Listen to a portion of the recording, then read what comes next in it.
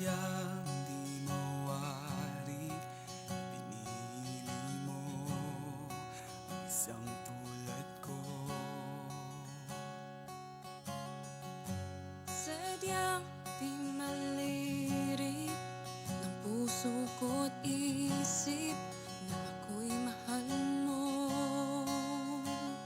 Ako ay niligtas at iyong niyakap, buhay mo'y inalay sa akin.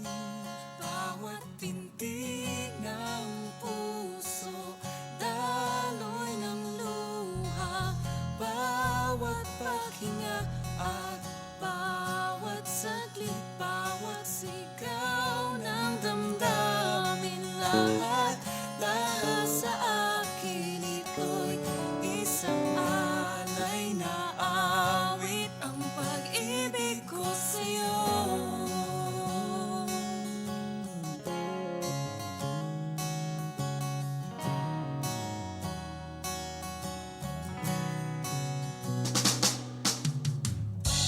Katapatan mo, hindi magbabago, sadyang totoo. Pagmamahal mo ay di magmamaliw, o ika'y mahal ko. Ako ay niligtas at iyong niyakap, buhay mo'y inalay sa akin. Bawat pintig ng puso, daloy ng luha, bawat paghinga at bawat saglit, bawat sigaw ng damdamin, lahat sa akin ito'y isang alay na awit, ang pag-ibig ko sa'yo.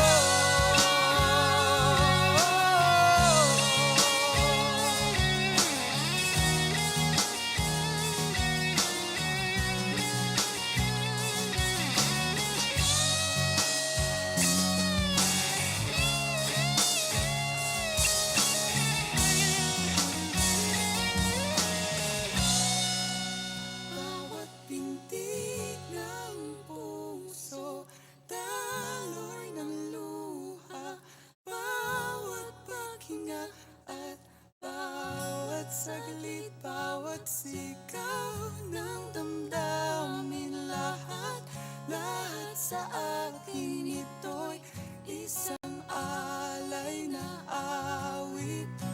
Bawat pintig ng puso, daloy ng luha, bawat paghinga at bawat saglit, bawat sigaw ng damdamin, lahat sa akin ito'y isang alay na awit, ang pag-ibig ko sa'yo.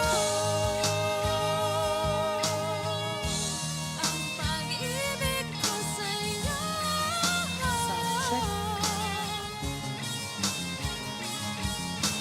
Alay na bawat pintig, alay na bawat paghinga, alay sa'yo.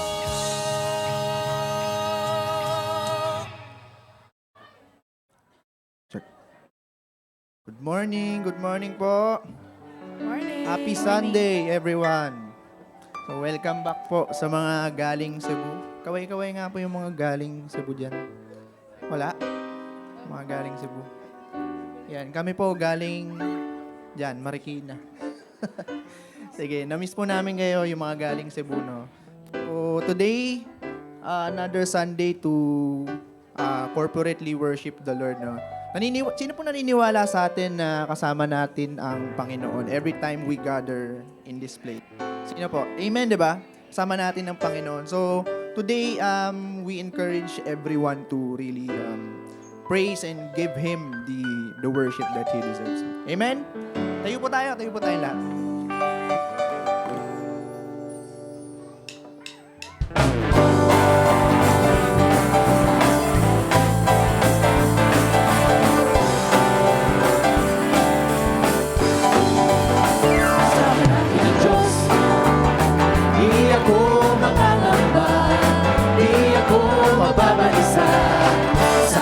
natin ang Diyos. Kasama natin ang Diyos. Di ako malulungkot, di ako matatakot. Kasama natin ang Diyos. Dumaan man ako sa ilog, di ako malulunod. Dumaan man ako sa apoy, di ako masusunog. Kasama natin ang Diyos.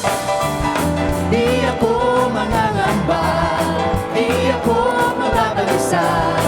Kasama natin ang Diyos. Kasama natin ang Diyos. Di ako malulungkot, di ako matatakot. Kasama natin ang Diyos. Dumaan man ako sa ilog, di ako malulunod. Amen! Dumaan man ako sa apoy, di ako masusunod. Kasama natin ang Diyos. Di ako magangamba, di ako mababalisa. Kasama natin ang Diyos. Kasama natin ang Diyos. Di ako malulungkot, di ako matatakot. Kasama natin ang Diyos. Amen! Dumaan man tayo sa ilog, ano daw? Dumaan man ako sa ilog, di ako malulunod. Dumaan man ako sa apoy, di ako masusunod. Kasama natin ang Diyos. Di ako mangangamba, di ako mababalisa. Kasama natin ang Diyos. Kasama natin ang Diyos. Di ako malulungkot, di ako matatakot. Kasama natin ang Diyos. Kasama natin ang Diyos. Kasama natin ang Diyos. Kasama natin ang Diyos. Kasama natin ang Diyos. Amen! Hey, Jesus! Purihin po natin ang Panginoon.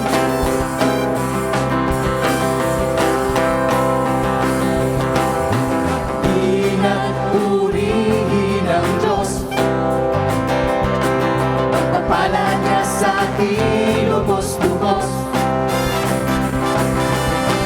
Pagkapangyarihan, siya sa atin nagmamahal. Halina't siya ay pasalamatan. Halina't purihin ang Diyos.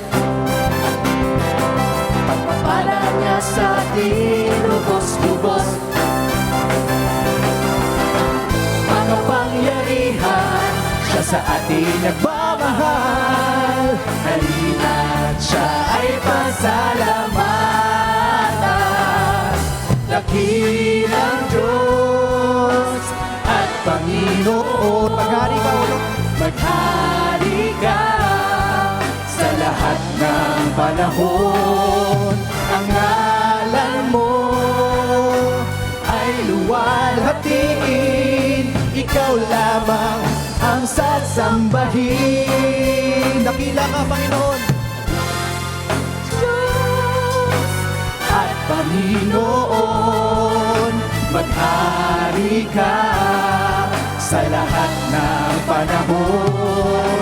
Ang ngalan mo ay luwalhatiin. Ikaw lamang ang sasambahin. Halina't purihin. Halina't purihin ang Diyos. Pagpapala niya sa atin, lubos-lubos. Makapangyarihan, siya sa atin nagmamahal. Halina't siya ay pasalamatan. Dakilang Diyos at Panginoon, maghari ka sa lahat ng panahon. O Jesus, ang ngalan mo ay luwalhatiin. Ikaw lamang ang sasambahin. Dakilang Diyos at Panginoon, maghari ka sa lahat ng panahon. Ang ngalan mo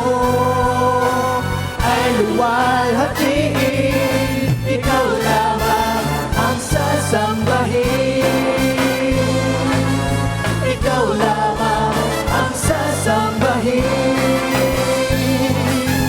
Ikaw lamang ang sasambahin. Ikaw lamang, Jesus. Amen! Hallelujah! Hallelujah! Hallelujah! Thank you, Puri ka Jesus. namin, Panginoon. Ikaw lang, Panginoon, ang pinupuri namin, Panginoon, sa lugar na ito, Lord. Hallelujah, hallelujah. Thank you, Jesus. Salamat, Panginoon, Lord. Lord, we thank Lord for this opportunity to come into your presence today, Lord. Alam niyo po, church, meron tayong mga pinagdadaanan sa mga buhay natin. At sabi ni Lord, all sa mga napapagod, those who are weary, come to me and I will give you rest. Sabi niya sa salita niya. So, ang sarap po na alam natin na yung trust natin is He's capable of giving us peace that surpasses all understanding. Minsan, alam natin, sobrang lunod tayo sa mga situation din sa buhay, but we know that God is our peace. Amen. God is our peace.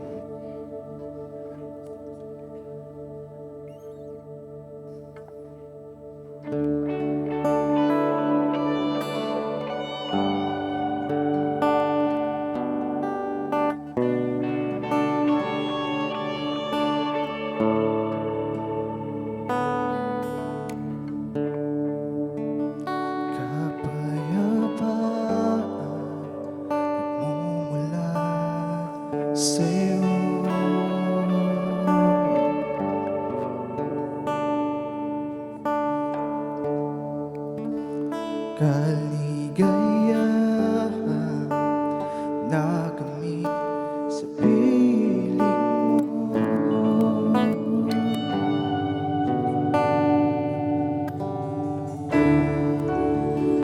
Kapayapaan nagmumula sa'yo.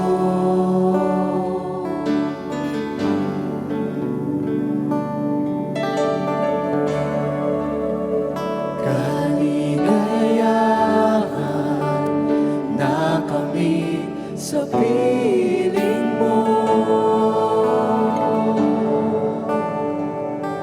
Wala nang hahanapin pa, wala nang nanaisin pa, kundi mamalagi sa piling mo, aking Ama.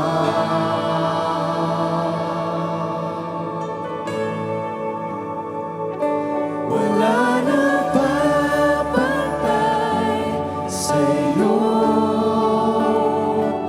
nag-iisang Panginoon, kaya ang nais ng puso ko sa piling mo.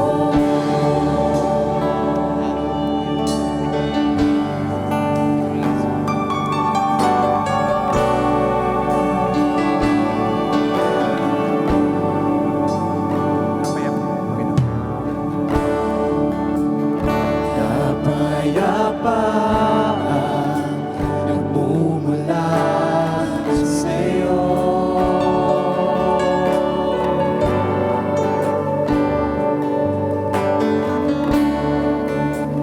Kaligayahan na kami sa piling mo. Wala nang hahanapin pa, wala nang nanaisin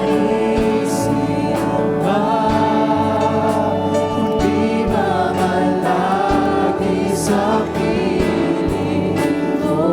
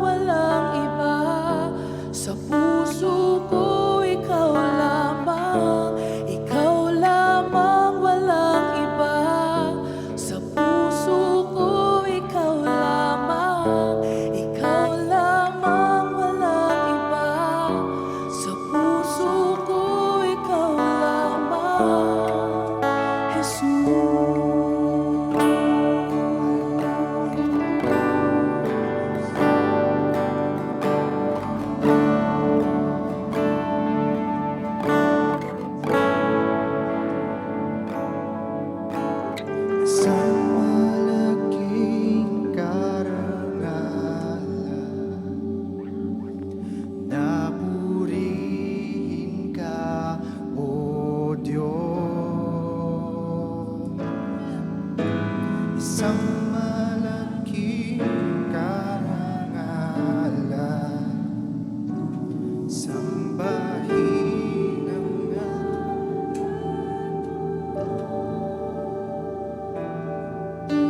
isang malaking karangalan na purihin ka, O Diyos. Isang malaking karangalan, sambahin ang ngalan mo.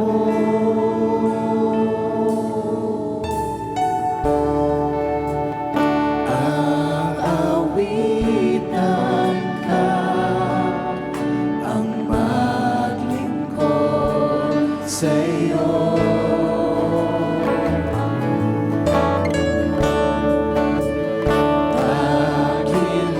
Paghilain ka, itaas ang ngalan mo. Karapat-dapat purihin, karapat-dapat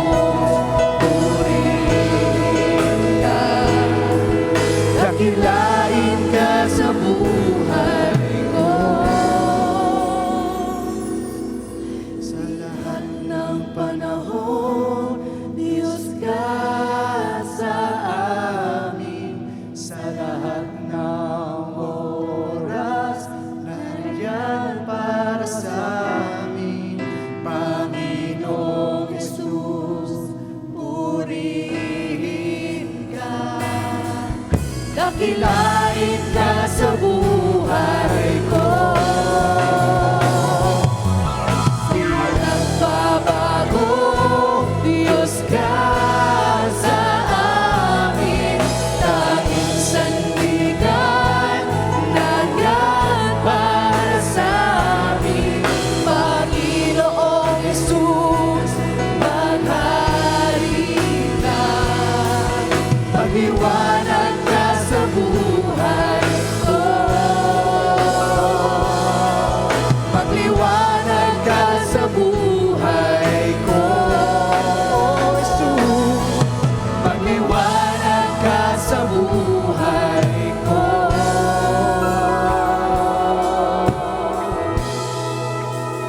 Amin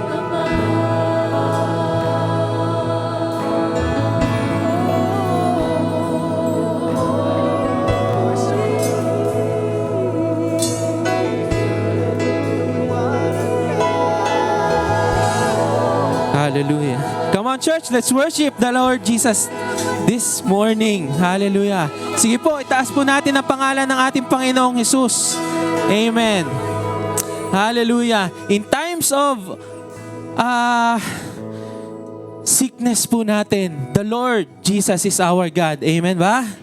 In times of challenges po natin, tandaan nyo po, hindi po nagbabago yung Panginoon ninyo.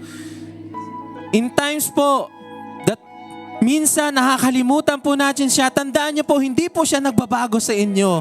Kaya nga po sabi po doon sa kanta po natin, sa lahat ng panahon. Amen? Hindi po ba kayo natutuwa na kahit ano pang naramdaman ninyo, kahit ano pang pinagdaanan ninyo, kahit ano pang sakit ninyo, kahit ano pang naging pagkakamali ninyo, yung Diyos nyo, siya pa rin yun. And He is the faithful God. Amen? Sige po, pwede po bang i-worship natin si Jesus ngayong umaga? Sige po. Sige po. Sige po. Sige po. Sige po. Hallelujah. Thank you, Lord.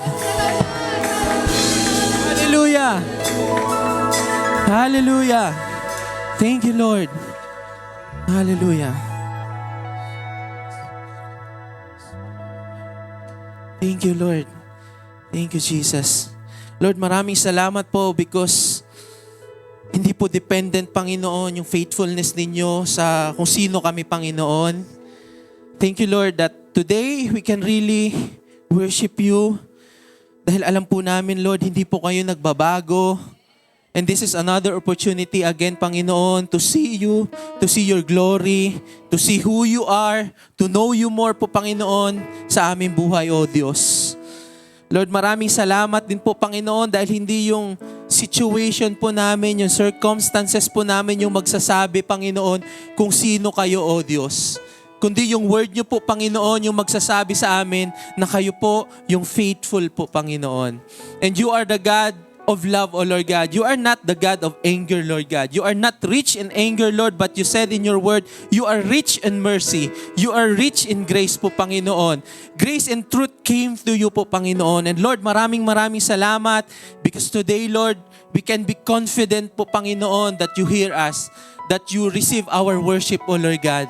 Maraming salamat, Lord, and we pray po, Panginoon, right now, Lord, sa Israel, that, Lord, nagkakaroon ulit, Lord, ng panibagong gera ulit, Panginoon, na kalaban ng Iran, Lord God. Nag-attack na po sila. But Lord, thank you because this is your chosen nation, O Lord God. We pray po, Panginoon, na sa kahit anong circumstances, itong mga ganitong situation, O Lord God, na makita nila, Lord, mag-lead po ito, Panginoon, para makilala nila yung Panginoong Jesus, Lord, na kilala namin ngayon. Lord, we pray po, Panginoon, for them that this will open up po, Panginoon, for the word, Lord, na patuloy na mag-spread po sa kanilang bayan. And we pray, O Lord God, that you continue po, Panginoon, to prosper them and bless them po, Panginoon, in the mighty name of our Lord Jesus Christ. And also po, Panginoon, we are praying right now for those who are sick.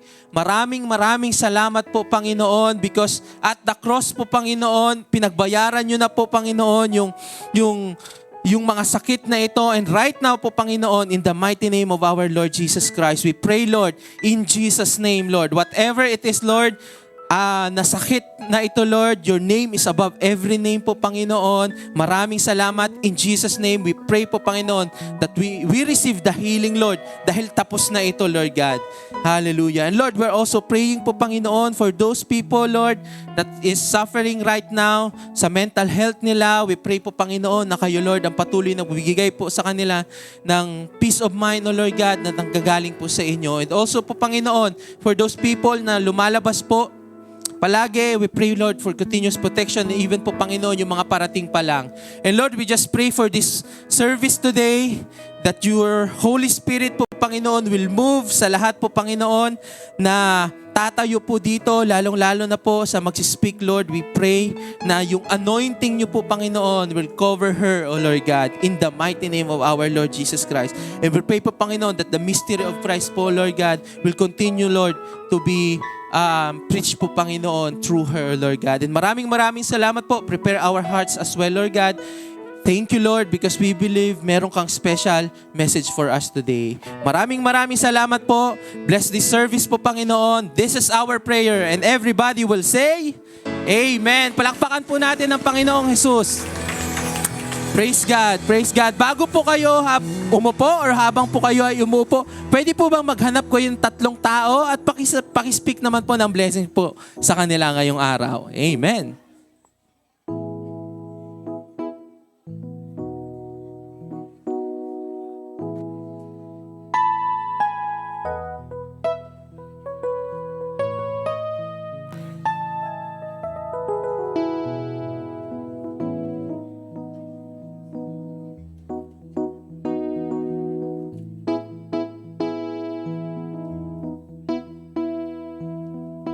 Ayan, meron pa po dito sa may bandang harap na mga available na chairs. Lapit lang po kayo. Praise God.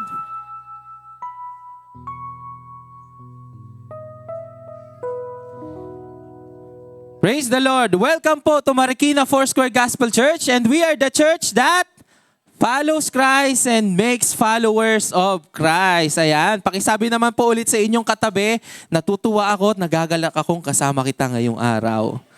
Praise God. Praise God. Again po, this is Marikina Foursquare Gospel Church, and we would like to grab this opportunity para po ma-welcome po natin. Meron po ba tayong mga first-timers po na ngayon lang? Ayan po, doon po si ate. Ayan, sister, ayan. Welcome po to Marikina Foursquare. Praise God. Meron pa po ba dito sa gitna? Meron pa po bang first-timers? Sa gilid ko po, meron pa po ba? Meron po dito sa gitna. Ayan, welcome po, sister. Ayan, palakpakan po natin. Praise God. Meron pa po? Meron pa po ba? Meron pa po ba dito sa gilid? Okay, sa lahat po ng mga nanonood sa ating live stream, kung kayo po ay first time nyo pong makasama po sa live stream po namin, pakitype lang po dyan, I am new here. And also sa lahat po ng regular attendees po natin, pakitype po dyan yung pangalan ninyo at yung buong pangalan po ng kasama ninyo. At sa lahat po ng mga first timers po na ngayon lang po nakasama po namin, praise God, maraming salamat po. Nawa po hindi po ito yung first at saka last time po makasama namin kayo, and we want po to connect with you after po ng service. Amen. Praise the Lord. At darako po tayo sa ating mga announcements. Praise God. Sino po dito yung mga nagti-tea time at nagkakapihan ng 9 a.m.? Sino napansin nyo na wala na pong tao ng 9 a.m. dahil nagsa-service pa? Amen. Every 9:30 a.m. to 10:30 a.m. po ang ating UFM at UFW kapihan and tea time. So ito po, grab this opportunity sa lahat po ng mga UFW. Okay, na pwede nyo pong dalhin po doon. Pwede rin po yan. Kung hindi po kayo makapag-meet ng mga care circle ninyo, gamitin nyo din po yung time na yan para po to connect with them. Amen? Every 9:30 and 9:30 po yan every day, every Sunday. Okay?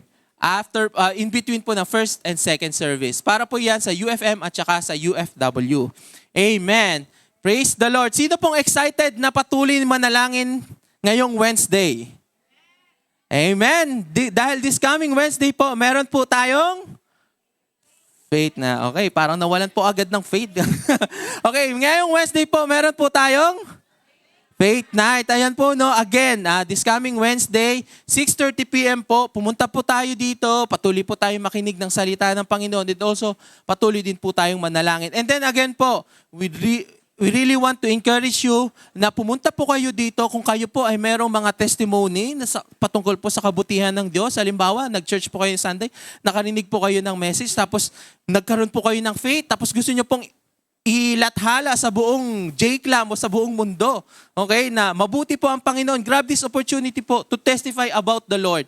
And hayaan nyo po yung testimony nyo po ay magkaroon po ng encouragement din po sa ibang mga kapatiran po natin. Amen po ba? Amen. Kung tayo po ay maraming beses kumakain, maraming beses din po tayo kakain ng salita ng Diyos. Amen? Amen. Praise the Lord. And ito po sa lahat naman po ng FSY, okay? Ito po ay hindi na tentative date yan. Okay, so this coming April 19, patuloy po tayong magkakaroon ng fellowship ng R&R doon po sa same venue po natin sa Ushi Cafe. Amen? So again po, sa lahat po ng FSY, kung working na po kayo, at single po kayo or newly married lang po kayo, punta po kayo dito, 8 p.m., okay? Para kahit saan pa kayo manggaling, pwede po kayong makapunta. Pwede nyo pong i-pin sa Google Maps yan para kung paano pupunta doon. At dumadaan po doon yung jeep ng SSS kung sakali. Kung alam nyo lang po. Amen? Ayan. And also sa lahat ng mga kabataan. Okay, baka tulog pa. Or wala pa. Okay, sa lahat ng mga kabataan, meron po tayong Salt and Light this month. And tentative po ito sa April 21. Or baka kasi ma-move. Depende doon sa venue na hahanapin natin. Okay? So, we encourage po lahat ng CC leaders ng mga kabataan na patuloy nyo pong i-encourage sila na umattend po nito. And also, kung kayo po ay nakapag-usap last Salt and Light, yung mga dates po na dapat magkikita kayo this month, okay? In between po ng service yan, yung tea time and kapihan, malay nyo, kayo magkaroon na ng sariling time, di ba? Okay, so encourage po na patuloy pong attend po ng Salt and Light, yung mga leaders po natin.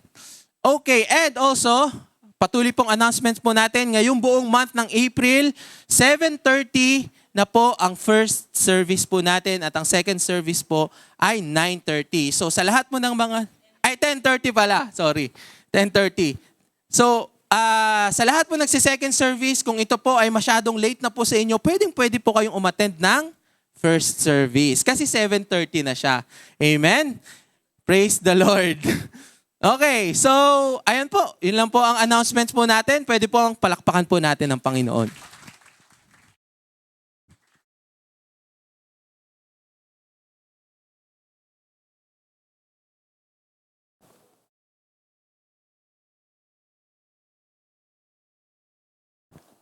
Amen. Maayong, ano nga ba yun?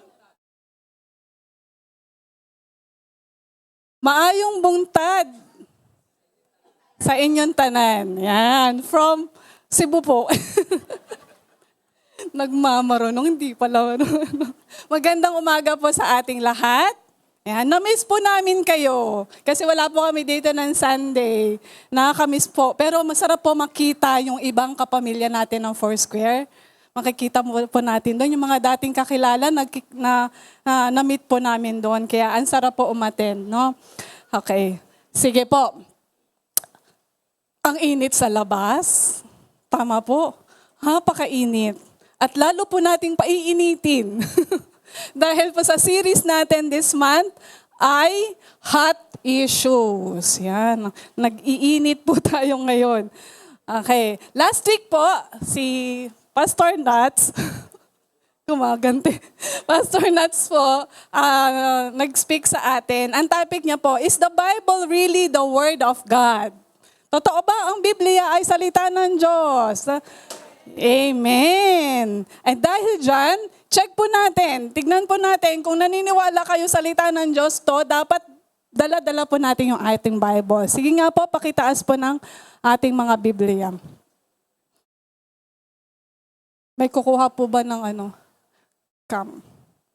picture? Ayan. Wait lang po, taas lang po natin. Nandito na. Ayan.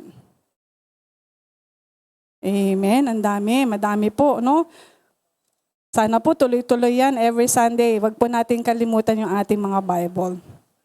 Okay. So ano po yung hot issues natin na pag-aaralan ngayon? Yan.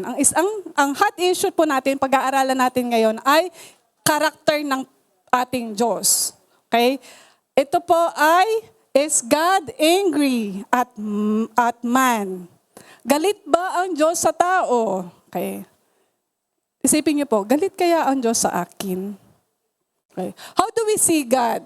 Sige, pag lumalapit po ba tayo sa Panginoon, how do we picture God? Niisipan natin, baka galit ang Diyos every time lalapit ako. Or do we picture God as a loving God? Na every time lalapit tayo, open arms ang Panginoon sa atin na hindi siya galit. Mahal niya ako, buong puso niya akong tatanggapin. Okay. Sige po, babasahin po natin ang isa sa mga Bible kung saan pinakita ng Diyos ang kanyang galit. No? Isaiah 5:25. Basahin po natin. Ang sabi po dyan, therefore the Lord's anger burns against His people. His hand is raised and He strikes them down. The mountains shake and the dead bodies are like refuse in the streets. Yet for all this, His anger is not turned away. His hand is still upraised. Sa Tagalog po, para mas feel natin, no? Kaya nagalit si Lord sa kanyang bayan. Hinanda ang kamay niya para sila ay parusahan. At mga bundok ay niyanig. Naiwan ang mga bangkay na parang basura sa gitna ng kalye. Ito ay nagkalat. Pero di nawala yung galit niya. Handa pa rin ang kamay niyang parusahan sila. Uy, picture niyo po sa mind niyo yung sitwasyon. Galit ang Lord at ito ang nangyari. Katakot pala magalit si Lord. Dead bodies sa streets na parang basura. Tapos sabi pa doon, niyanig yung mga bundok. O, hindi lang isang bundok, mga bundok. And ang nakakatakot doon, hindi pa siya tapos, hindi pa naaalis yung galit niya. Galit pa rin siya at handa yung kamay niya na magparusa pa. Okay? Actually, ito pong chapter na to, itong passage na ito ay galing kay Prophet Isaiah. May mga warnings na siya noon sa mga taga-Israel kasi nga po, medyo nagiging sobrang corrupt na sila and sobrang arrogant na. Kumbaga, kay FPJ, napuno na ang salop. Tama po ba kay FPJ yun? Napuno na ang salop, nag-warning na si Lord, pero wala pa rin, kaya nagparusa ang Panginoon. Okay? Ang galit ng Panginoon ay hindi po joke. Hindi po joke. Kasi Diyos po siya eh. Lahat po kaya niyang gawin. In one click, pag gusto niyang parusahan ng tao, kaya niya.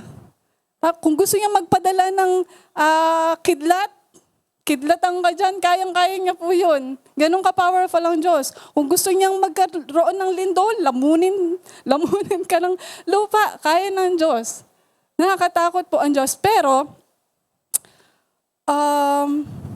kahit ganun ka-powerful ang Panginoon, kung alam niyo po ang Biblia, kung nagbabasa po tayo ng Biblia, hindi po tayo matatakot. Malalaman po natin kung ano yung sinasabi ko, kung bakit hindi naman masyadong nakakatakot ang Diyos. Although powerful siya. Mas makikita po natin yung malaking pag-ibig ng Panginoon. Sabi po sa Matthew 10:28, do not be afraid of those who kill the body, but cannot kill the soul. Rather, be afraid of the one who can destroy both soul and body in hell. Ano dapat katakutan natin? Minsan, takot tayo sa maraming bagay, no? Minsan, multo nga. Natatakot, may multo, natatakot tayo. Natatakot tayo sa mga killer, ganyan. Pero sabi dito, sino dapat ang katakutan natin? The one who can destroy both yung body and soul natin. Sino po yun? Siyempre, ang Diyos po natin. At dahil po sa mga ganito, na mga binasa natin, yung iba, ito pa yung dahilan nila kaya ayaw nila sa Diyos. Kasi nakakatakot yung Diyos. Ayoko sa Diyos kasi mukhang magagalitin, seryoso, parang konting mali ko, parang magagalit siya sa akin. Ganito nyo ba nakita ang Panginoon? Sige po, i-describe po natin yung anger. Ang sabi po, also known as wrath or rage, is an intense emotional state involving a strong, uncomfortable, and non-cooperative response to a perceived provocation, hurt, or threat. Ang lalim. Ang anger po ang isang emosyon. Emotion po siya. Everyone feels anger. Meron po dito hindi marunong magalit. Oh, wala. Lahat po ay nakakaramdam ng galit. Kahit nga po bata, di ba? Marunong magalit. Actually, kahit mga Ilonggo yung mga medyo malambing magsalita. Di ba? Sasabihin nila, papatayin kita. Pero ang galit na yon, pero malambing. Okay, so lahat po ay nagagalit. Okay? Isa pa pong meaning ng anger. Ang sabi dito, is a feeling of adrenaline that comes with increased blood flow to your muscles. Your muscles contract, your skin gets hot, and your mind focuses on the problem at hand. Naka-experience yun na po ba yung masabihan na, ang HB mo, ano po yung HB? High blood. O ito pala yun, pag galit, HB na.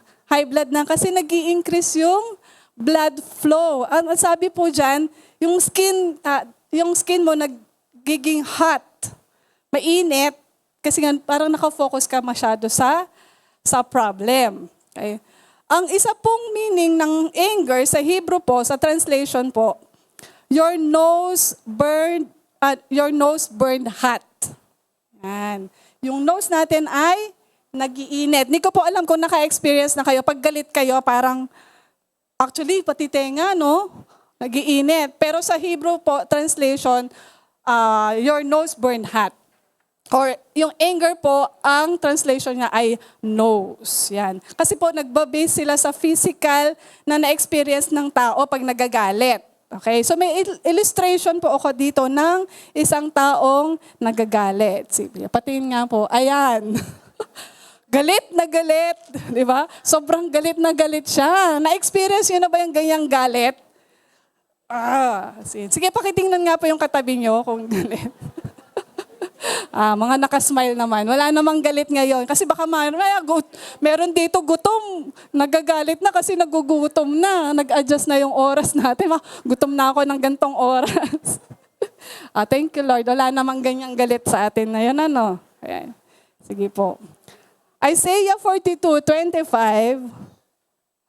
So he poured out on him the heat of his anger. So isa lang po to sa, pag tinignan nyo sa translation po sa Hebrew, ang literally, ibig po sabihin nun ay the heat of his nose. So the heat of his anger, yung anger, translation niya is nose. Pero paano yun? Ang Panginoon natin, spirit. May nose ba siya? Kagaya ng tao? Nagiinit din ba yung kanyang ulo at yung nose niya pag nagagalit siya? Yun nga, ano lang siya, parang literal na tinranslate lang siya sa nararamdaman ng tao. Pero, kagaya natin, lahat, ang Diyos po ay nagagalit din. Yan. Marunong din magalit ang Diyos. Hindi lang po tayo. Pero kailangan po tayo maging maingat, no? Tungkol dito sa galit. Hindi ibig sabihin nagagalit ang Diyos. Pwede natin i-compare kung paano tayo magalit, ganun na rin ang Diyos. Kasi po, ang anger ng tao ay different po sa divine anger ng ating Panginoon. Magkaiba po yun. Kasi God's wrath is just the response of His holiness. Ang galit ng Panginoon ay dahil lang yun sa response na siya ay banal na Diyos. Okay? Ang Diyos ay hindi magiging mabuting Diyos kung wala siyang matinding reaksyon sa kasamaan at sa injustices. Ulitin ko po. Ang Diyos ay hindi magiging mabuting Diyos kung wala siyang matinding reaksyon sa kasamaan at sa injustices. Yan. mahalaga rin naman magalit. Kaya nga lahat tayo may pakiramdam na nagagalit. Mahalaga rin siya. Bakit? Kung napanood niyo na ba yung yung cartoons ng nawala sa isip ko. Yung may iba-ibang emotion, si joy, si anger. Inside out, yan. Doon mo makikita na importante din pala yung iba't ibang emosyon. So hindi ibig sabihin, galit siya, mali na siya. Okay? Hindi ibig sabihin, ang isang taong galit ay mali na. O hindi pwede, bawal ka magalit. Hindi po. Hindi po ganon. Kasi may maganda pong, may importance din po ang anger. Imagine nyo po. Ay sige po, ito muna. Pag ang isang tao daw walang nararamdaman na galit, okay, kunyari, hindi ka marunong magalit sa hindi mga tamang gawain, ikaw daw ay hindi emotionally or mentally healthy. Hindi normal. Kumbaga manhead. Kung hindi ka marunong magalit sa mga bagay na mali, hindi ka normal. Hindi ka healthy mentally and emotionally. Kasi anger can be a protective energy. Okay? Anger can be a protective energy. Imagine nyo po, yung anak nyo, nagkasala. Kunyari, kumuha siya ng pera sa wallet mo na hindi mo alam. Tapos hindi ka marunong magalit. Uy, anak, kumuha ka pala. Very good. Next time, kuha ka ulit, damihan mo, Walang galit eh. Diba? So, normal lang na magalit. Kasi kung hindi ka magagalit, paglaki niya, magiging siya. Posible na maging, magnanakaw. So, diba? Kaya importante kasi pag hindi mo siya kunerek at hindi ka nagpakita ng galit, sasabihin niya, okay lang pala. Hindi nagalit si mami, hindi si daddy, okay lang pala, gagawin ko ulit to. So, importante ang maging magalit, okay?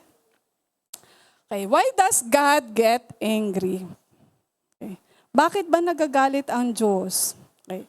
Sa Bible, marami po dito mga binanggit kung ano yung mga dahilan ng pagkagalit ng ating Panginoon. So ito po ay 4 lang po sa mga kasi pag sabihin natin lahat, ubos pa yung oras natin. So number 1 po ay ungodliness and wickedness.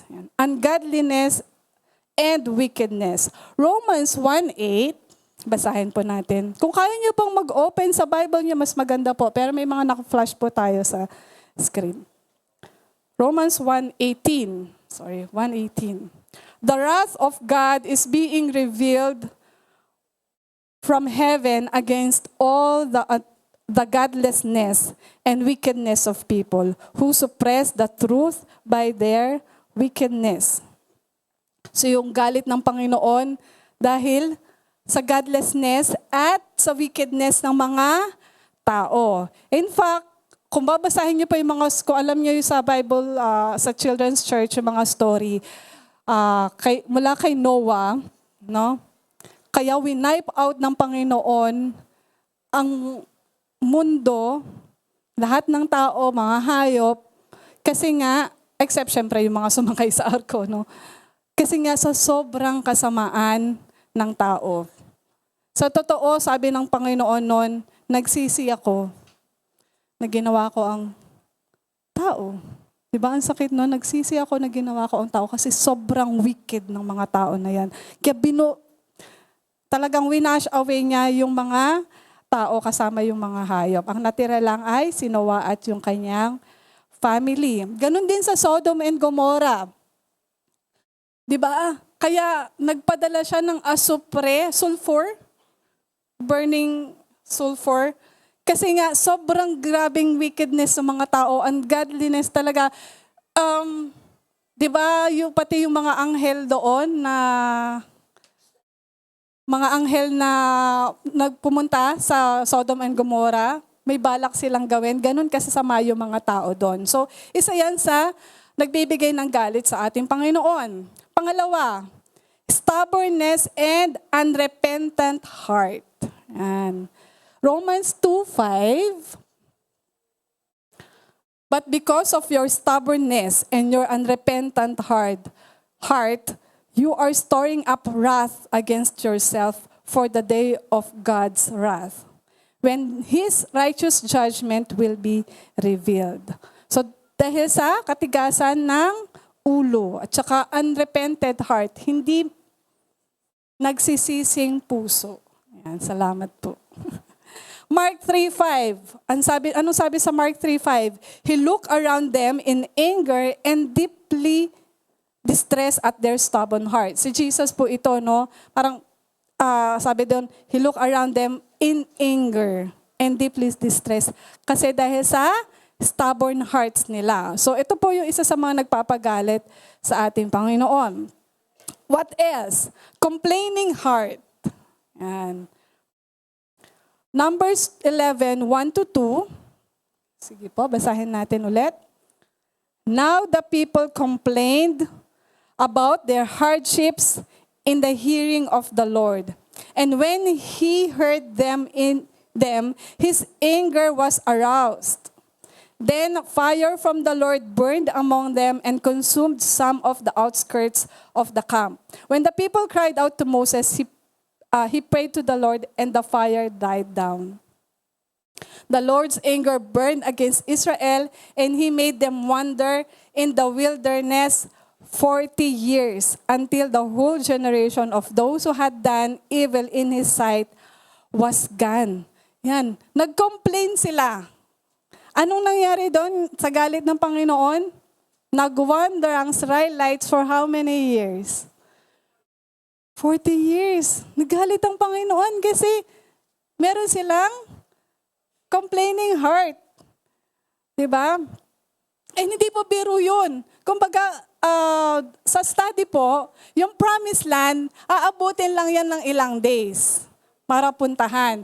Pero dahil sa complaining heart ng mga Israelites, inabot sila, nag-wander sila sa wilderness for ilang years, 40 years.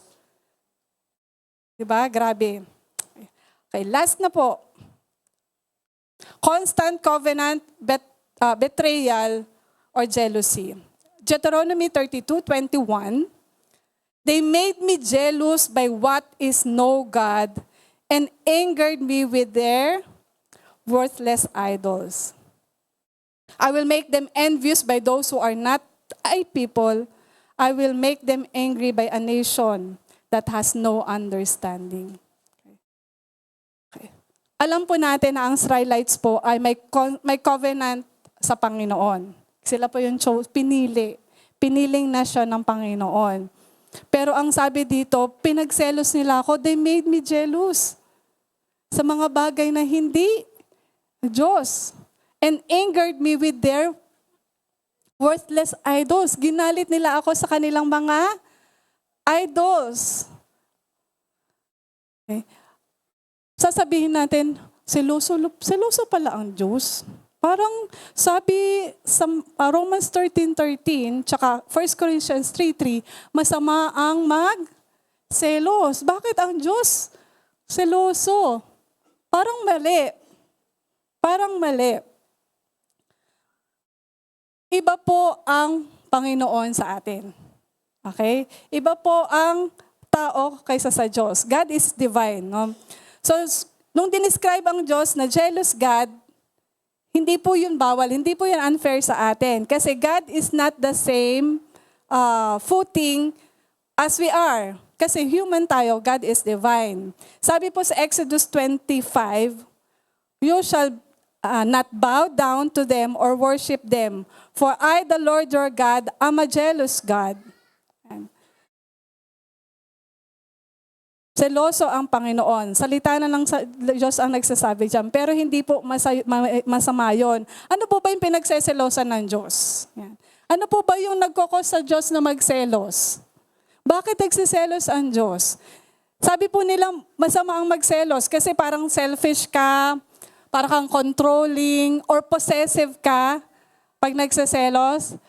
Sino po dito yung medyo seloso? Di ba? Para pag tinignan mo lang, may tinignan lang na palingon sa magandang babae, magsiselos na agad. Meron, di ba? Usually babae. Sorry na. Seloso, mga seloso. Parang tumingin lang naman ako. Selos ka na agad. Pero ang Diyos natin seloso. Bakit siya nagsiselos? Nagsiselos ang Panginoon kasi alam niya, He knows the best for us. Alam niya kung ano yung best para sa atin. Pero tayo, kung saan tayo tumitingin. Lahat na kaya niyang ibigay, lahat pwede niyang ibigay, pero tayo, kung saan tayo tumitingin, pinagsiselos natin ng Panginoon. Kaya niyang mag-provide sa atin, pero tayo, tinatanggihan natin, ministry natin, kasi ang dami natin kailangan trabaho para mas maraming kitain, mas maraming pera. Of course, magsiselos ang Diyos. Hindi ko ba kayang ibigay yan? Kaya ko ibigay yan. Yung love life mo, na parang, may nagre-react. Yung love life mo, na parang sobra ka nang nadadown kasi hindi ka makahanap ng love life. Kung nagtatry ka nang mag-join sa mga ano yun? Dating app. Sobrang busy mo. Di ba kayang i-provide ni Lord yung love life mo na dinidesire mo? Di ba? Lahat yun kayang ibigay ni Lord. Pero sabi ni Lord, bakit parang ang dami mong hinahanap na binibigyan mo ng oras, pero ako wala. Pero sa akin, hindi mo hinahanap. Kaya nagsiselos po ang ating Diyos. So ito lang po yung mga bagay na nagpapagalit sa Diyos. Yan, nagsiselos siya, yung ungodliness, wickedness, stubbornness, unrepented heart, complaining heart. Marami pa po yan. Pero ito po talaga yung main point po natin, no? Okay po. How does God get angry? Paano nagagalit ang ating Diyos? Paano ba siya magalit? So number 1, God is slow to anger. Ulitin ko po. God is slow to anger. Amen? Ang tagal bago magalit ang Panginoon. Ito po yung first thing that we should know sa galit ng Panginoon. Mahaba ang kanyang pasensya. Matagal siya magalit. Amen? Exodus 34:6, as he passed in front of Moses proclaiming, the Lord, the compassionate and gracious God, is slow to anger, abounding in love and faithfulness. Ang slow to anger po sa Hebrew literally means long nose. Yan. Long nose. Kasi pag long nose, pag mahaba daw po, matagal siyang mag-iinit. Kasi mahaba eh. It takes long time for God's nose to get hot. Ganun po. Kaya God is patient. He gives people a lot of chances to rethink their decisions and change. A lot of chances. Maraming pagkakataon. Sino pong nakanood ng One More Chance? Si Bea at saka si John Lloyd. Yan. One more chance. One lang yon, one more chance. Pero ito si God, a lot of changes. Na-experience nyo na po ba yon? Na ang daming pagkakataong binigay sa atin ni Lord na sana naparusahan na tayo, pero hindi. Hindi, kasi ganun siya kapasensya. Isa po sa kilalang kontrabida sa Bible, villain sa Bible, ay yung Pharaoh po sa Egypt. Yan. In-enslave po niya ng Egypt yung Israelites, yung chosen nation, for many years.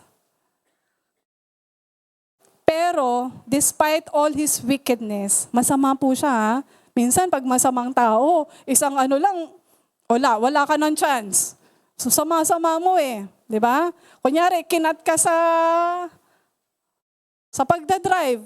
May baril ka, o wala nang chances. Natotoo pong nangyayari yun. Ganun po, sa sobrang init ng tao, nakakapatay. Pero ito si God, ilan chances po binigay niya sa Egypt? Ilan? 10. 10 chances po, yung 10 plague. Ganun po karami. Hindi lang 1, 2, 3, 10 chances. Ang sama na lang ginagawa sa tao, sa chosen nation niya, pero ang haba-haba pa rin ng patience ng Panginoon. Tayo nga minsan, yung anak natin, kunyari, nakabasag ng pinggan. Kakurot agad tayo eh. Kakurot agad tayo, di ba? Hindi po ako yun, sorry. Okay. So lahat po tayo na-experience na natin yung haba ng patience ng Panginoon. Tama po? Lahat tayo naka-experience. Ako na-experience ko po kung gaano kahaba ng pasensya ng Panginoon sa aking buhay. Sabi pa nga sa binasa natin, di ba? God is abounding in love. Kaya po mabagal siyang magalit kasi He is abounding in love. Nag-uumapaw po ang kanyang pag-ibig sa atin, kaya ang tagal niyang magalit. Di ba? Ang tagal niya magalit kasi sobrang pagmamahal niya sa atin. Ang haba-haba ng pasensya niya. Minsan nga, paulit-ulit na eh. Paulit-ulit na yung kasalanan natin. Meron ka ba kayong kasalanan na parang naaalagaan, na parang ang hirap i-overcome? Minsan kahit paulit-ulit, no, ang Lord natin, grabe yung pasensya niya sa atin. And even, minsan, na-overcome mo na yung kasalanan na yon. Tapos minsan, may mga times na parang nababalikan mo, no? Na-experience ko po yun, no? Wala na. Freedom na ako dun sa kasalanan na yun. Kaso, dumating na naman yung time na may temptation. Nagawa ko na naman. Pero, grabe yung pag-ibig ng Panginoon sa atin. Hindi po siya napapagod magpatawad. Kahit ang kulit-kulit na natin, kahit minsan napapalo na tayo minsan, may konting palo, no? Pero tayong kulit-kulit natin. Pero si Lord, grabe po yung pasensya niya. And, yes, God is slow to anger. Meron pa pala dito. Romans 2:4, basahin po natin. Sa Pinoy version po ito. O baka naman, binabalewala nyo ang Diyos kasi sobra siyang mabait, matiisin, at mapagpasensya sa inyo. Hindi niyo ba alam na kaya sobrang bait ng Diyos sa inyo kasi gusto niyang magsisi kayo sa kasalanan niyo? Amen. Sabi dito, baka naman sa sobrang bait ng Panginoon, naaabuso na natin siya. Pero ang maganda po dito, na sa sobrang bait ng Diyos, yun yung magiging paraan niya para tayo ay magbago. Ako po sa anak ko po, nung medyo ilang taon pa lang siya, maliit pa siya, medyo strict po ako sa kanya eh. Ang dali kong magalit. Parang tinatakot ko siya na pag ginawa mo to, may parusa. Pag ganito, may ginawa nito, may parusa. So parang nagkakaroon ng fear. Pero alam po, natutunan ko bilang mother, na pag ang correction pala na binigay sa anak is punong-puno ng pagmamahal, mas sumusunod, mas nagiging mabait kasi mas nakikita niya, mahal pala ako nito. Kaya pala ako kinokorek kasi mahal ako nito. So, same with God. Sa sobrang pag-ibig ng Panginoon sa atin, nawa, ito ang maging paraan natin para magbago at lumayo sa kasalanan. Hindi ko nagagawin to kasi natatakot ako sa Panginoon, kasi nakakatakot siya. Hindi. Ang sabi po, gagawin mo to kasi sobrang bait niya. Sobrang love ka niya, kaya magbabago ka, kaya gusto mong alisin yung kasalanan kasi sobrang bait ng Panginoon. So ito po yung number 1 natin, no? God is not just slow to anger.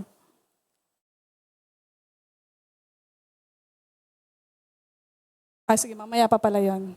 Sorry. Pero yun nga, number 1, God is slow to anger. Number 2, paano ba magalit ang Diyos? Ang sabi dyan, God hides His face. Tinatago niya ang kanyang face. Another way of God's anger is described in the Bible through the metaphor of God hiding His face. O tinatago niya yung kanyang face. This is what God says to Moses about what He will do when Israel reaches their limit of corruption. Basahin po natin sa Deuteronomy 31, 16 to 18. Sabi ni Lord kay Moses, at sinabi ni Lord kay Moses, malapit ka ng mahimlay kasama ng mga ancestors mo. Pag nangyari yon, ang mga taong ito magtataksil sa akin at sasamba sa ibang mga Diyos. Sa lupaing pupuntahan nila. Tatalikuran nila ako at sisirain ang kasunduang ginawa ko sa kanila. Magagalit ako sa kanila sa panahong yon. Papabayaan at tatalikuran ko sila at mauubos sila. Makakaranas sila ng maraming paghihirap at gulo. Pag nagkaganon, sasabihin nila, nangyari sa atin ito dahil iniwan na tayo ng Diyos natin. Papabayaan ko sila sa panahong yon dahil sa lahat ng masamang ginawa nila at pagsamba sa ibang mga Diyos. Sabi po doon, papabayaan at tatalikuran ko sila. Bakit parang iba yung message ni God dyan dun sa verse na, I will never leave you nor forsake you. But parang contrast, yung I will never leave you nor forsake you. Tapos yan, papabayaan at tatalikuran ko sila. Bakit ganun? Sige, basahin pa po natin sa Exodus 33, 1 to 5.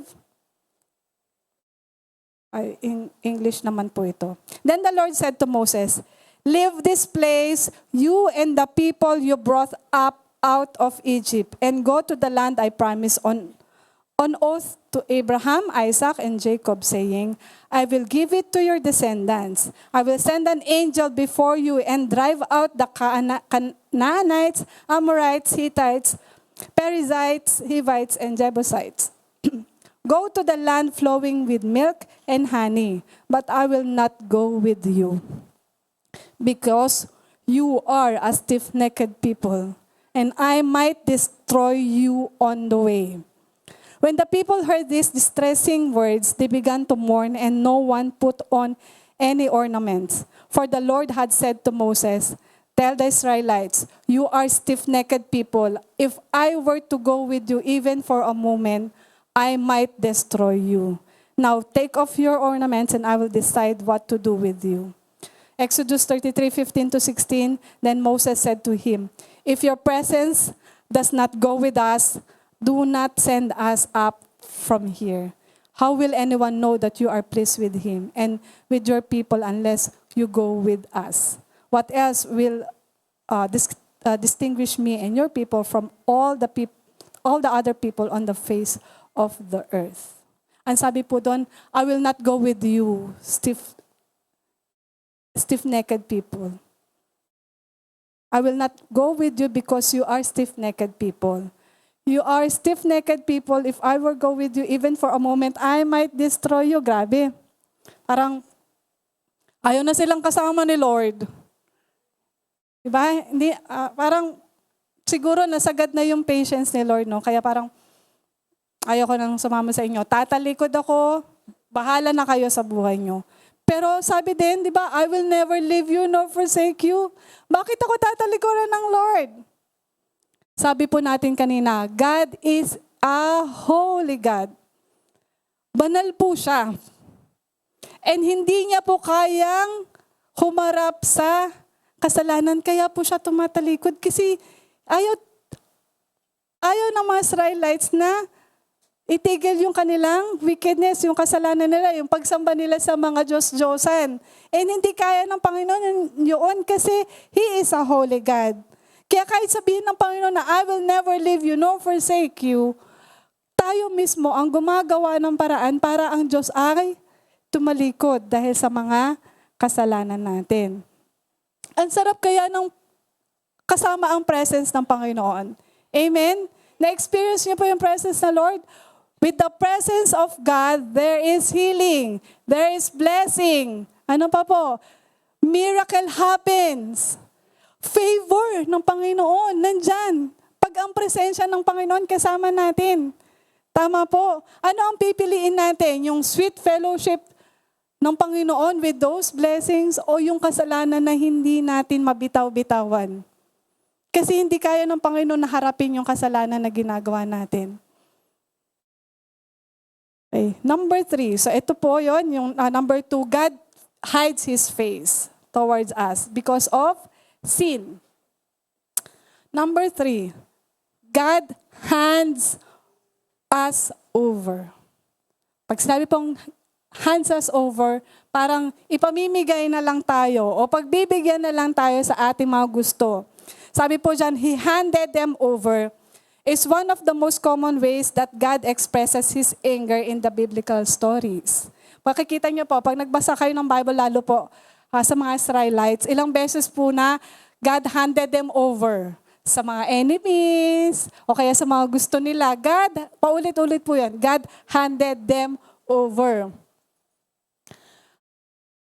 Sige, basahin po natin sa Judges 2:12-15. They forsook the Lord, the God of their ancestors, who had brought them out of Egypt. They followed and worshipped various gods of the peoples around them. They aroused the Lord's anger because they forsook Him and served Baal and Ashtoreth. In His anger against Israel, the Lord gave them into the hands of raiders who plundered them. He sold them into the hands of their enemies all around, whom they were no longer able to resist. Whenever Israel went out to fight, the hand of the Lord was against them to defeat them. Just as He had sworn to them, they were in great distress. This generation po, after ng death ni Joshua, ang Israelites po medyo naging evil na.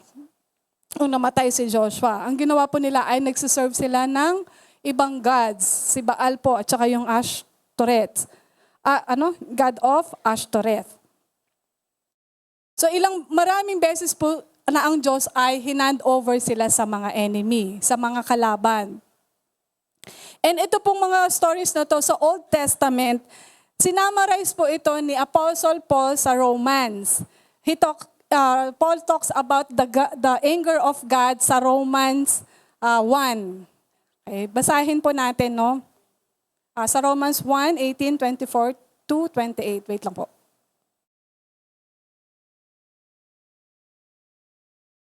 Basahin po natin. Ipinakita ng Diyos ang tindi ng galit niya galing sa langit laban sa lahat ng kasalanan at kasamaan ng mga taong pumipigil sa katotohanan dahil sa kasamaan nila. Kaya pinabayaan na sila ng Diyos sa mga maruruming bagay na gusto nilang gawin at sa mga kahalayang ginagawa nila sa isa't isa. Pinagpalit nila sa hindi totoo ang katotohanan tungkol sa Diyos, imbes na mismong Creator na dapat purihin magpakailanman. Amen. Dahil dito, pinabayaan na sila ng Diyos na gawin ang mga kahiyahiyang bagay na gusto nilang gawin. Pinagpalit na ng mga babae ang natural na pakikipagrelasyon sa mga di natural na paraan. Sa kapwa babae na sila nakikipagrelasyon. Gayon din ang mga lalaki. Ayaw na nila ang natural na pakikipagrelasyon sa mga babae. Yung kapwa nila lalaki ang gusto nilang makarelasyon. Kahiya-hiya yung mga ginagawa nila sa isa't isa. Kaya sila mismo ang tumanggap ng parusang bagay sa mga kasalanan nila. Dahil ayaw na ng tao na intindihin at kilalanin ng Diyos, hinayaan sila ng Diyos sa mga masasama nilang iniisip. Kaya ginawa nila ang mga bagay na di dapat nila ginagawa. So, may mga ilan po dito na binanggit kung ano ba yung mga ginagawa nila na hinayaan na sila ni Lord. God hands them over dahil sa mga ginagawa nila. Ang isa po din yung God gave them over in the sinful desires of their hearts. Ano ba yung mga sinful desires of their hearts? Sabi po doon, pinagpalit nila sa hindi totoo ang katotohanan tungkol sa Diyos. Imbes na mismong Creator, yung dapat nilang purihin magpakailanman, iba-iba yung nagiging Diyos nila. iba-iba yung nagiging Diyos nila. Sa atin po, hindi man tayo sumasamba sa Diyos-Diyosan. Siguro wala naman na sumasamba sa mga Diyos-Diyosan sa atin. Pero sa puso natin, marami po tayong tinataas. Tama po? Other than God, parang mas mataas yung ibang bagay. Mas mataas yung pamilya natin, mas mataas yung trabaho natin, yung pera, yung love life natin, business natin. Mas itinataas natin sa Panginoon. So ito po yung God, sinasabi na God gave them over to the sinful desires of their heart. Sabi nga natin kanina, nagsiselos ang Diyos sa mga bagay na ito. Pangalawa po, God gave them over to shameful lust. Kahiya-hiyang naisin ng kanilang laman. Okay. Actually, ito pong issue ng LGBTQ, noon pa po ito, hindi lang po ito ngayon. Matagal na po. Mula sa Old Testament, pinag-uusapan na po to. Issue na po ang LGBTQ. Pero alam niyo po, kahit anong klase ng tao, mas namingibabaw yung pagmamahal ng Diyos kaysa sa galit niya. Galit ang Diyos sa ginagawa ng tao, pero mas nangingibabaw yung pagmamahal niya sa kanila. LGBTQ man yan, nag-adulterer man yan, nagnanakaw man yan, ano man yung krimen na ginagawa niyan, tayo lahat sinners. Pero ano ang nakakatawa dito? Yung pag-ibig ng Diyos mas malaki kaysa sa kasalanan na ginagawa natin. Ang mahirap po, kasi God, sabi dito, God hands us over. Isang example po dito, sa Sodom and Gomorrah. Alam niyo po yung kwento ni Lot, tsaka nung asawa niya. 'Di ba? Talagang gustong-gusto ni Lord na iligtas sila. Kasi ang sama na nung city, no, ng Sodom and Gomorrah. And gusto ni Lord na iligtas sila. Kasi sobrang loved sila ni Lord. Pero makikita mo sa asawa ni Lot na parang ayaw niya umalis. Kasi sobrang ayaw niya iwan siguro yung property nila doon. Nandun na yung kanilang buhay. Ayaw niya umalis. Pero kahit na anong gusto ni Lord na iligtas tayo, yung asawa ni Lot, anong nangyari bandang huli? Lumingon po siya at naging asin. Naging asin. Ang Lord po, gusto niya tayong iligtas, mahal niya tayo, pero meron po tayong free will. May free will po tayo. Kaya ang nangyari po doon, kahit gusto na iligtas ng Lord, ang pamilya ni Lot, yung asawa niya, hindi naligtas kasi nag-decide siya na piliin yung nakaraan niya. So, wala nang magagawa si Lord. Yun ang gusto mo eh. So God hands us over. Kasi, okay. God is slow to anger pero may hangganan ito. Huwag natin hayaan na i-hand over tayo ng Panginoon sa mga naisin natin dahil kasunod nito ay distraction, kasiraan, or worse po ay death. Okay? Hindi ko alam kung may mga bagay tayong hindi pa isinusuko sa Lord. Alam ko po as Christians, marami pa po rin tayong struggle, no? Hindi naman po tayo perfect na agad. May mga struggles po tayo sa buhay. And may mga bagay na, Lord, isusuko ko sa iyo to, pero minsan ang hirap. Ang hirap. Pero tandaan po natin, ang Panginoon po is a forgiving God. Nagpapatawad po siya. Pero kahit na po gusto niya pong patawarin tayo, kung tayo namumis po, ang hindi ayaw nating umalis sa kasalanan, mahirap po. So number 4 na po tayo. Number 4. God saved us from His wrath. Okay. So ang Diyos po sa galit niya, hindi lang po siya slow to anger. Hindi po nagtatapos sa pagtago niya ng kanyang face o pag-hands over niya sa atin. Ito po ang pinakamaganda. God saved us from His wrath. Hindi po ang ending galit. Ililigtas niya po tayo o iniligtas niya tayo sa kanyang galit. Amen? Alam niyo po, from generation to generation, sumula kay Adam, kay Eve, kay Noah, Sodom and Gomorrah, sa mga Israelites, tuloy-tuloy po ang paggawa ng kasalanan. In fact po, kay Noah po, sa sobrang sama ng tao, winipe out niya, kaya sabi ni Lord, mag-start ako kay Noah at sa family niya. Kasi sobrang wala na, sobrang sama. Nag-umpisa kay Noah. Pero, after ilang generations, ano pong nangyari? Bumait ba ang tao? Nagbago? Hindi po. Sumama ulit ng sumama ang tao. Diba? Kahit po yung chosen nation, isa po yun sa paraan ng Lord. Pumili siya ng nation na ito, chosen people ko to. Nagbigay pa nga siya ng guide 10 commandments at marami pang laws. Pero anong nangyari? May covenant siya sa kanila. Anong nangyari? No effect. Gumawa pa rin sila. Tapos nagpupuro ng masama, nagpupuro sila sa Diyos-Diyosan. And even sa Sodom and Gomorrah, tama di ba? Patuloy pong gumagawa ng masama ang tao.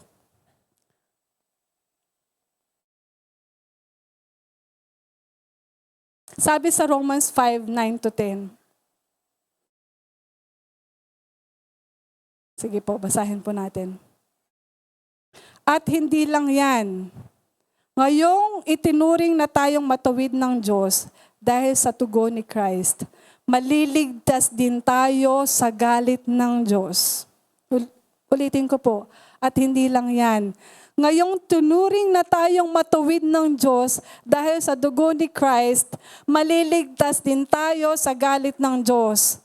Kahit kaaway tayo ng Diyos dati, ginawa niya tayong mga kaibigan kasi namatay ang anak niya para sa atin.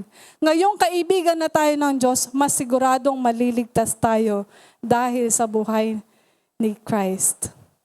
After all these sins na paulit-ulit from generation to generation at hindi nagbabago, nakahanap ang Panginoon ng paraan para iligtas tayo sa wrath niya, sa galit niya. At ang paraan na yon ay ang kanyang nag-iisang anak na si Jesus Christ who died on the cross for us. Upang kung sino man sumampalataya sa Kanya ay magkaroon ng buhay na walang hanggan. Dati tayong kaaway ng Panginoon. Ibig sabihin, pag sinabing kaaway, galit siya sa atin. Tama. Kaaway kita so galit ako sa inyo. Kasi paulit-ulit yung kasalanan. Pero thank God kasi may solution, may paraan ng Panginoon. Hindi siya natatapos sa galit lang niya. Binigay niya yung anak niya, and hindi po biro yun. Yung pagbigay niya sa anak niya, para lang mawala, para yung galit, para ma-reconcile tayo sa ating Diyos. Amen po ba?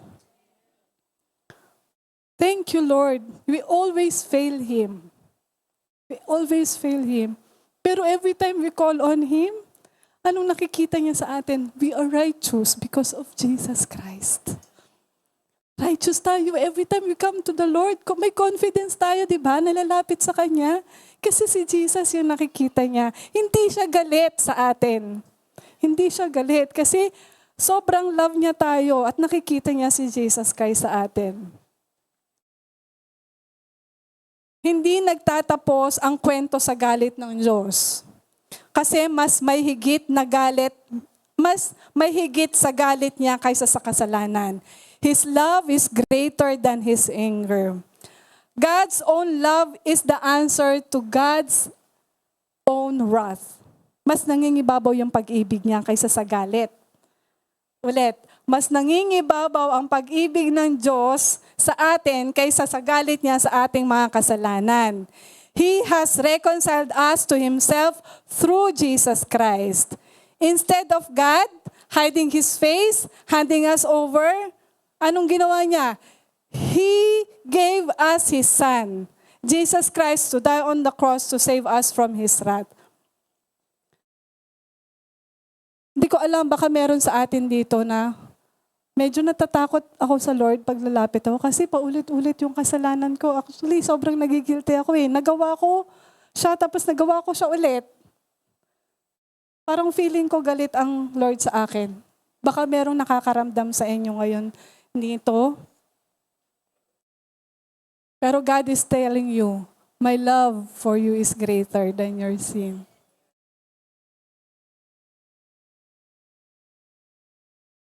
Basta once we receive Jesus Christ as our Lord and Savior, lagi pong may forgiveness sa Panginoon. Basta naging sincere po yung paghingi natin ng kasalanan. He will consider us as friend. Hindi na po enemy ang tingin ng Panginoon sa atin, kundi kaibigan. Sa conclusion na po tayo.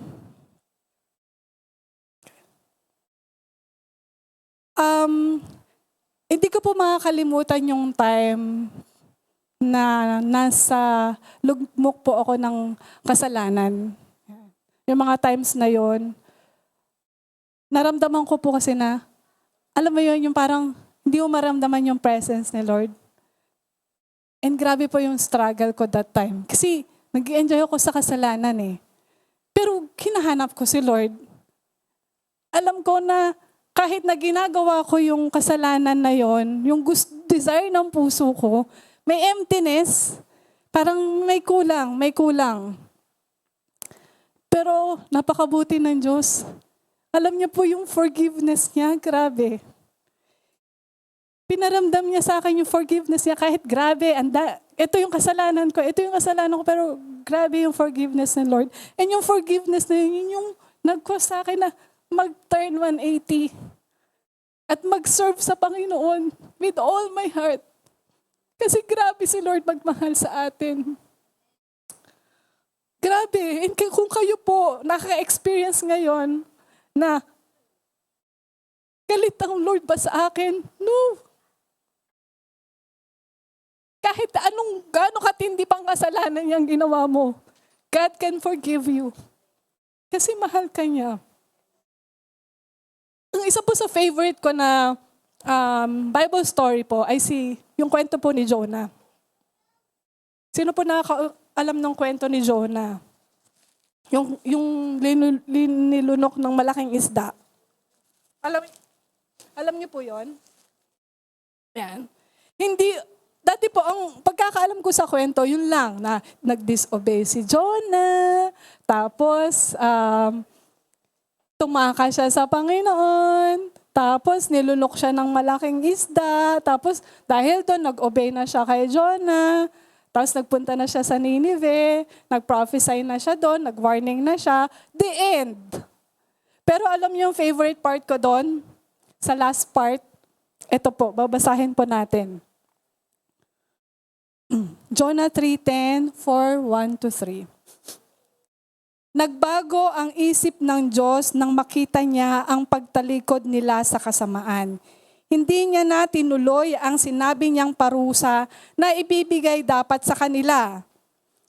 Pero sobrang na-disappoint si Jonah dahil dito at nagalit siya. Nag-pray siya kay Lord. Ito na nga ba sinasabi ko, Lord? Nung nandun pa ako sa lugar namin, kaya nga ako tatakas papuntang Spain or Tarshish po sa ibang version. Kasi alam kong mabuti at maawain kang Diyos. Hindi kayo nagagalit agad at punong-puno kayo ng pagmamahal. Lagi kayong handang mag-decide na hindi magparusa. Patayin nyo na lang ako, Lord. Mas gugustuhin ko pang mamatay kaysa mabuhay. Nararamdaman nyo ba yung nararamdaman ni Jonah? great city of Nineveh po ay sobrang wicked. Kaya nga po inuutusan siya ng Diyos si Jonah na pumunta doon para bigyan ng warning kasi paparusahan niya na yung city na yon sa sobrang kasamaan nila. Pero si Jonah, ang dahilan pala kaya hindi niya gusto pumunta doon, hindi dahil ayaw niya lang sundin, kundi ito. Ang sabi niya, ito na nga ba sinasabi ko, Lord? Kasi alam niya, napapatawarin ng Panginoon yung city na yon sa kabila ng mga kasalanan nila. Ayaw ni Jonah patawarin sila ng Panginoon kasi sobrang ang sama nila. Grabe ang Panginoon. Grabe magmahal ang Lord. Kahit gaano ka naging kasama, ganun pa rin ang pagmamahal ng Panginoon sa atin. Kaya ang sama-sama ng loob ni Jonah, patay mo na lang ako, Lord. Kasi bakit mo sila pinatawad? Patay mo na lang ako. Oh, what a good, kind, gracious, loving God we have. Amen? Amen po. Hindi lang po siya slow to anger, mabilis din mawala yung kanyang galit. Slow to anger na siya. Pag may ginawa kang kasalanan at humingi ka ng sorry, papatawarin ka niya agad. Pag sincere yung paghingi mo ng sorry. Tayo nga, 'di ba? Pag may gumawa sa atin ng kasalanan, parang ang hirap nating magpatawad. Gusto natin suyuin muna tayo. Pero si Lord, iba. Humingi ka ng tawad, papatawarin ka niya. Kahit gaano pa kalaki yung kasalanan mo. Daniel 9:9. The Lord our God is merciful and forgiving, even though we have rebelled against Him. The Lord our God is merciful and forgiving, even though we have rebelled against Him. Grabe po ang forgiveness ng Panginoon natin. Kahit magrebelde ka, papatawarin ka niya. Balik tayo sa question natin. Sabi po, is God angry at man? Galit ba ang Diyos sa tao? Because God is a holy God and He hates sin, He is angry at the sin that we commit. Galit siya sa kasalanan na kinukumit natin. Pero sa atin, hindi kasi punong-puno siya ng pag-ibig sa bawat isa sa atin. Amen? Psalms 36:5 sabi dito, Your love, Lord, reaches to the heavens. Your faithfulness to the skies. Abot hanggang langit ang kanyang pag-ibig at ang kanyang faithfulness. Kaya know in our hearts that men are loved by God. His love for us is greater than His anger toward our sins. Kaya every time po, nalalapit tayo sa Panginoon, lagi mong titingnan, ang Diyos ay hindi galit sa iyo. Nakasmile siya at punong-puno ng pag-ibig sa bawat isa sa atin. Praise God. Thank you po. God bless us all.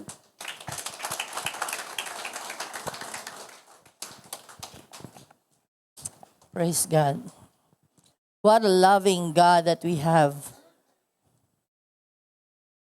Naka-witness na ho ba kayo ng nagpo-propose na lalaki at nagbibigay ng sing-sing? Napanood nyo na siguro. Ayan, namin nyo na napanood na ganyan.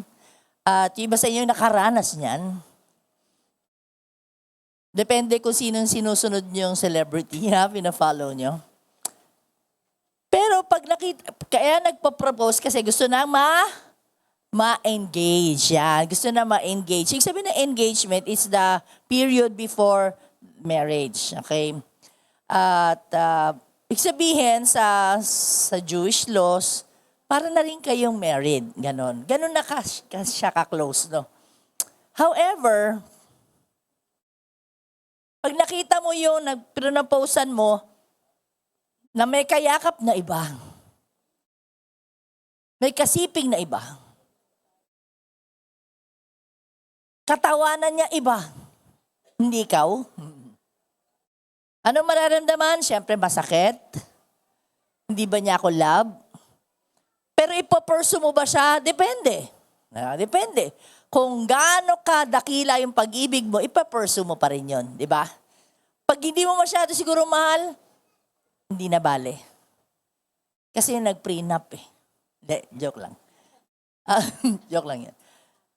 Alam niyo po ba, kapag tayo po ay anak na ng Diyos, tayo ho ay engaged to be married po sa ating bridegroom na walang iba si Jesus Christ.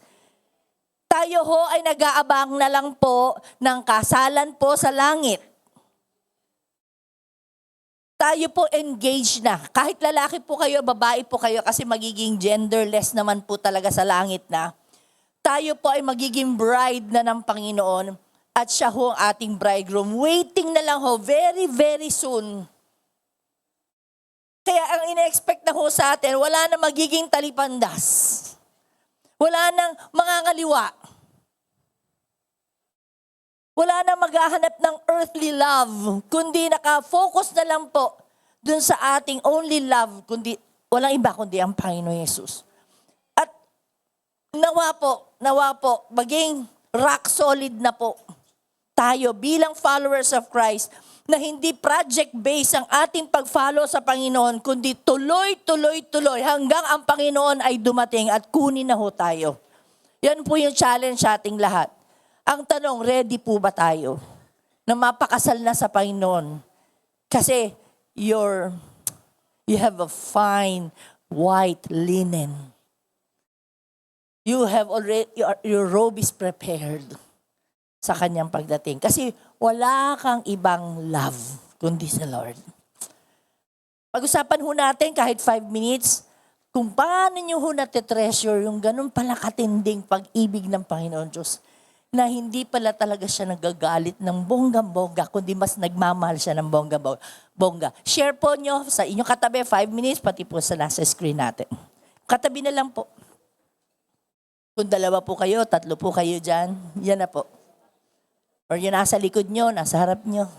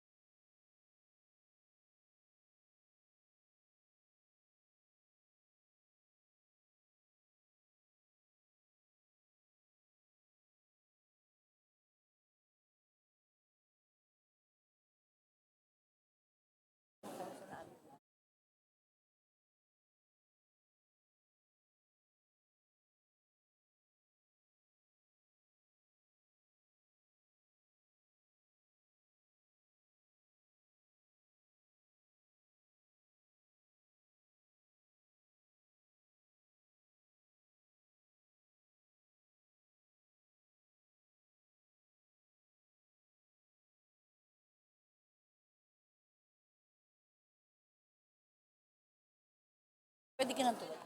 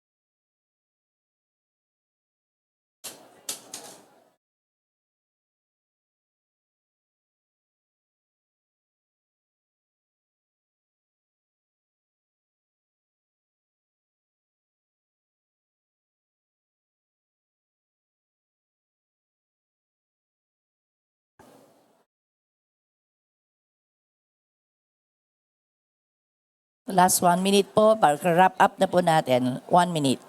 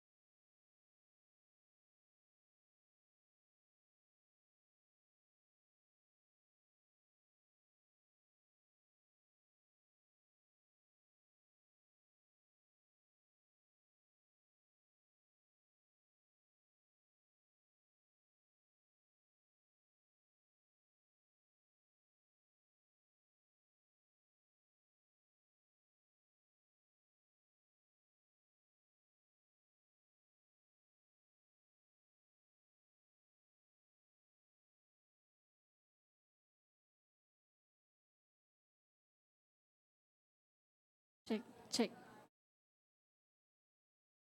Okay po.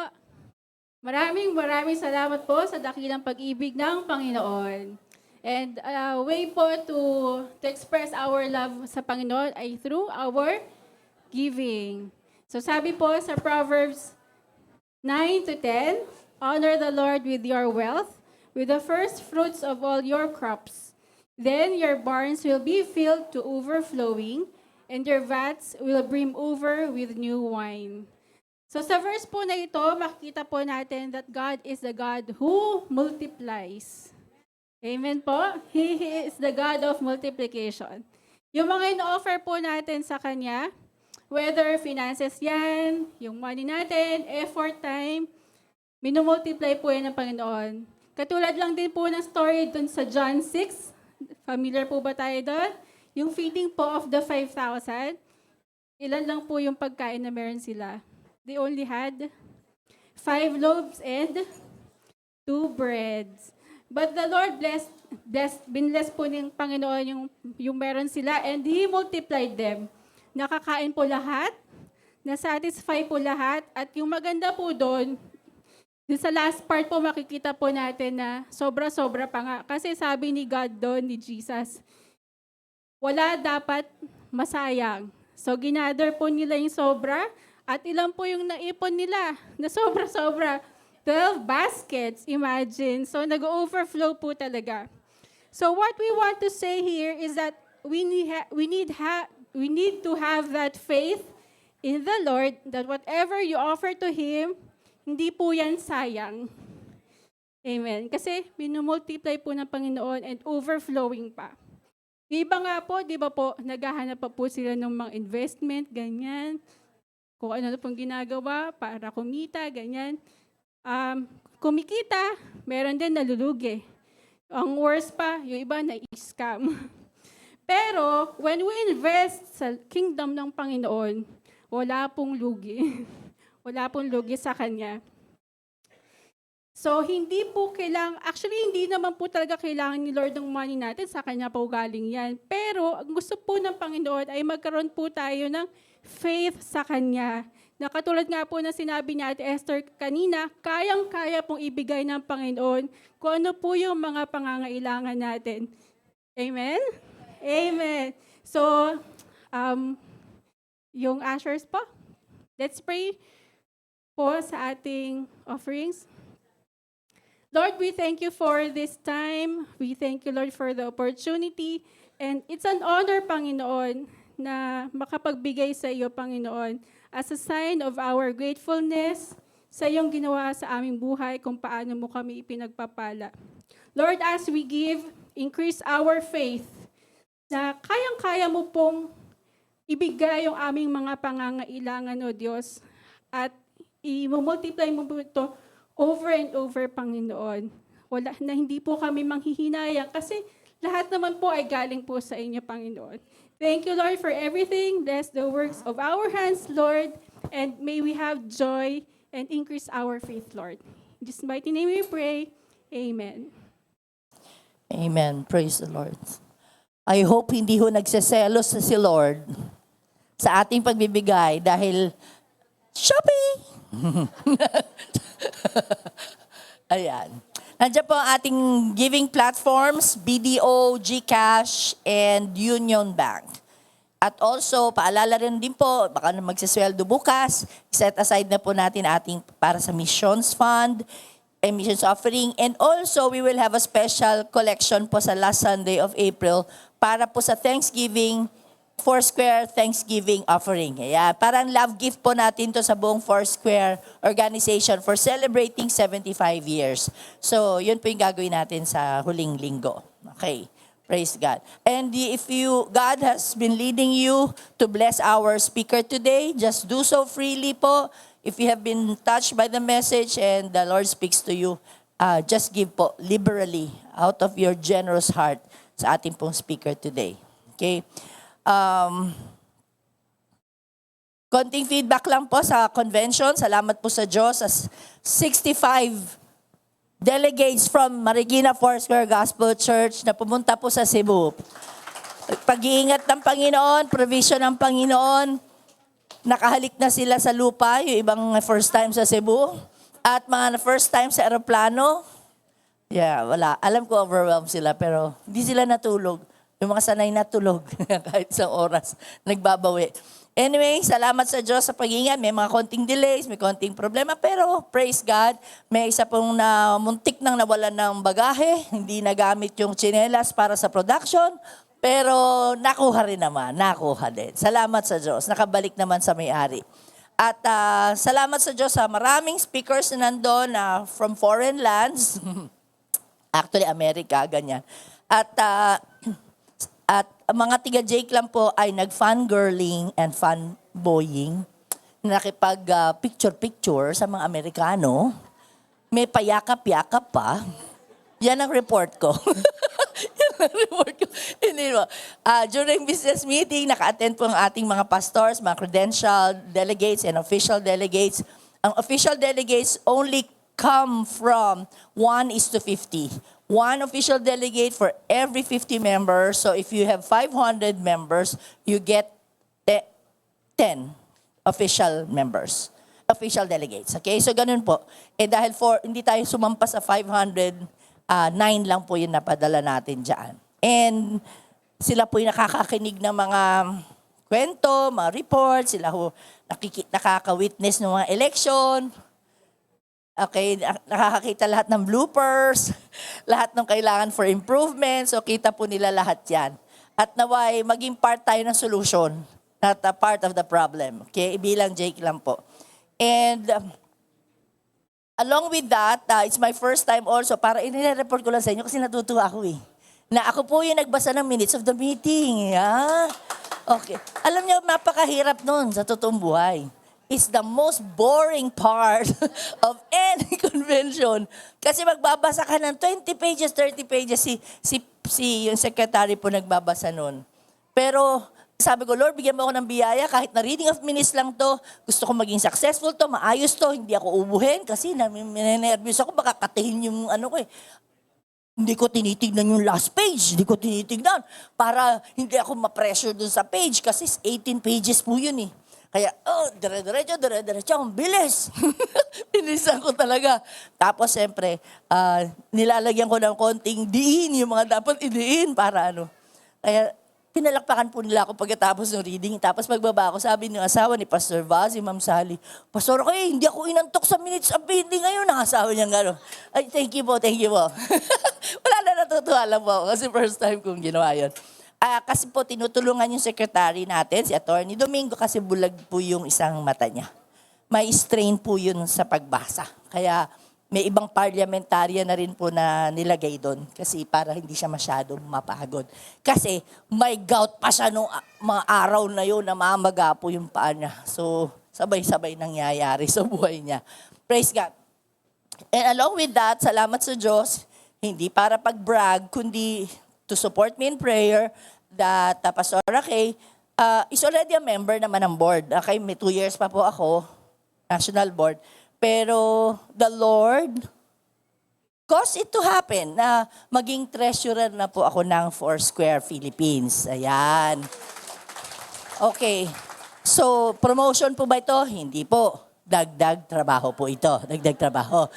Kaya kailangan kong matuto mag-Excel. Kailangan ko matuto mag-arithmetic ulit.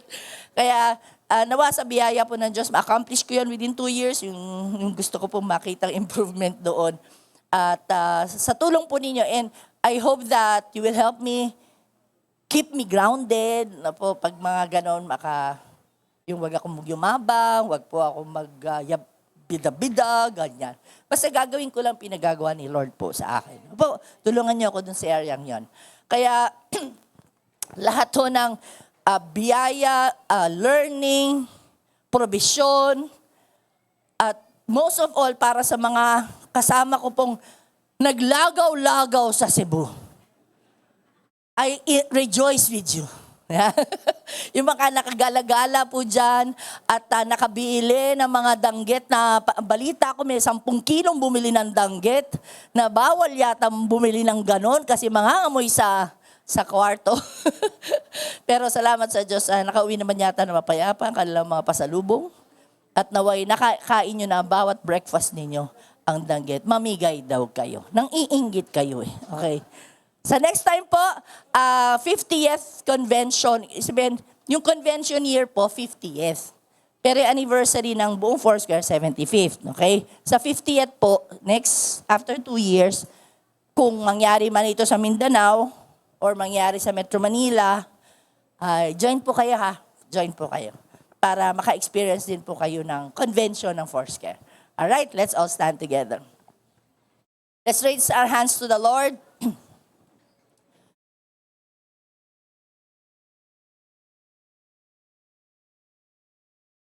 Ang napakalaki, nag-uumapaw na pag-ibig ng Diyos Ama. At ang kahabagan at kagandahang loob at pagpapatawad ng Panginoong Hesus sa kabila ng katigasan ng aming ulo. At sa patuloy na pagtuturo, pagigiya, pagtutuwid sa amin ng banal na Espiritu. Sa iyo lahat ng papuri at pasasalamat. At lahat po kami magsasabi ng malakas na, Amen. Amen. Praise God. God bless you po and see you sa Faith Night.